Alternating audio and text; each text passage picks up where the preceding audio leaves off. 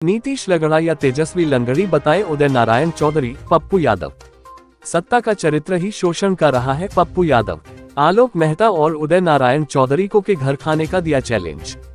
पटना। जन अधिकार party JAP supremo और पूर्व सांसद पप्पू यादव ने अपने मंदिरी स्थित आवास पर प्रेस वार्ता का आयोजन किया। इस दौरान पप्पू यादव ने सरकार पर बहाली में भ्रष्टाचार का आरोप लगाया है। उन्होंने कहा कि बहाली को लेकर डाक निकल रहे हैं, जिसमें आम घर का लड़का जो पढ़ाई में अच्छा है उसका क्या होगा। वहीं उन्होंने छात्रों को पार्टी से जोड़ने के लिए अभियान की शुरुआत की। उनका कहना है कि हमने कम से कम 5 लाख छात्रों को अपने साथ जोड़ने का लक्ष्य रखा है। पप्पू यादव ने आलोक मेहता और उदय नारायण चौधरी को लेकर भी जमकर निशाना साधा। उन्होंने कहा कि अक्षर कटुआ ज्ञान से कुछ नहीं होता है। जाप अध्यक्ष ने आलोक मेहता के बयान पर कहा कि उनको जानना और समझना चाहिए कि 10% आरक्षण वाले जो लोग हैं उसमें ब्राह्मण समाज के लोगों का जो शासन है वो पेशवा और मराठी के अलावा कहीं नहीं है। उन्होंने कहा कि मुगलों और अंग्रेजों के शासन काल के दौरान 1 से 2% लोगों ने कूटनीति के तहत अपने शासन को बचाया था। पप्पू यादव ने कहा कि क्षत्रिय मतलब राजपूत नहीं होता है। उन्होंने कहा कि कभी भी भूमिहार या ब्राह्मणों ने शासन नहीं किया है और जिसने शासन किया है उसी ने शोषण किया है। पप्पू यादव ने बताया कि जब भी लंबा शासन हुआ है तो शोषण हुआ है, चाहे वो लालू यादव का कार्यकाल रहा हो या यूपी में मायावती का। उनका कहना है कि सत्ता का चरित्र ही शोषण का होता है।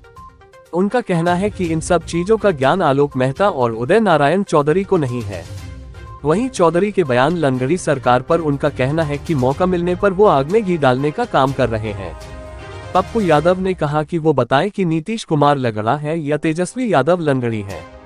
उन्होंने आलोक मेहता और उदय नारायण चौधरी को चैलेंज करते हुए कहा कि क्या आप डोम की थाली में खाना खाएंगे या उसके घर में शादी करेंगे। अगर ऐसा नहीं कर सकते तो आप ब्राह्मणवाद व्यवस्था है आप। आलोक मेहता को भी उन्होंने चैलेंज किया है कि क्या वो पासवान के घर खाना खाएंगे या शादी करेंगे। उन्होंने कहा कि एक तरफ राहुल गांधी लोगों को एक करने की कोशिश कर रहे हैं, लेकिन यहाँ कुछ लोग लगड़ी, ब्राह्मणवाद और 10% की राजनीति करने में जुटे हैं। पप्पू यादव ने बीजेपी पर भी निशाना साधा है। उन्होंने कहा कि उनकी कोशिश है कि ये लोग महागठबंधन को तोड़ दें और लगातार बयानबाजी का दौर जारी है। नीतीश कुमार और तेजस्वी यादव पर लगातार हमले किए जा रहे हैं। उन्होंने कहा कि बीजेपी के एजेंडे से बचने की जरूरत है। वहीं सुधाकर सिंह पर एक बार फिर हमला किया और कहा कि ऐसे लोग बीजेपी के हाथ खेल रहे हैं। Bureau report. भारत को जोड़ने का प्रयास किया है एक आदमी को, बिना हर जाति धर्म और मजहब, बिना हर रंग और भाषा को जोड़े और बिना नीचे को सम्मान दिए आप भारत को नहीं बना सकते। भाजपा और आप में फर्क क्या है? भाजपा मियां को गाली देता है, हिंदू मियां करता है। इसकी औकात नहीं है चाइना को चैलेंज करने की, इसकी औकात नहीं है रूस और अमेरिका की बात करने की। मैं इतिहास आज बताना चाहता हूं।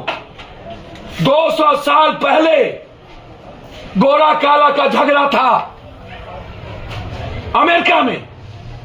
काले को पट्टी बांध के रखा जाता था और जब ये शब्द अमेरिका के बड़ी डेमोक्रेसी में खत्म हुई, एक बार भी गोरा काला का सवाल नहीं हुआ। फिर हजारों साल के बाद जो शोषण, जो धर्म, जो जाति 1000 साल से है, आज जब आर्थिक आजादी की बात है, भारत में ही हिंदू मियां क्यों? भारत में ही दलित गैर दलित क्यों? भारत में ही शोषण की नींव डोम चमार आदिवासी क्यों? क्या कारण है कि अमेरिका तरक्की की बात करता है? मात्र 2 डेमोक्रेसी होने के कारण एक बार भी अब काला की चर्चा नहीं होती है। भारत में बीजेपी मात्र हिंदू मियां, मात्र हिंदू मियां, हर बातों में हिंदू मियां, और क्षेत्रीय पार्टी हर बातों में जाति को गाली दे।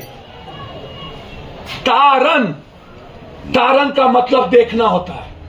अक्षरकटवा ज्ञान ना रखिए। जो अक्षरकटवा ज्ञान रखते हैं ना, उनसे मैं आग्रह करूंगा, राम के कैरेक्टर को अपना लीजिए, हनुमान को जिंदगी में अपना लीजिए और 95% जो उसमें ज्ञान है उसको अपना आइडियोलॉजी बना लीजिए, 1% को छोड़ दीजिए।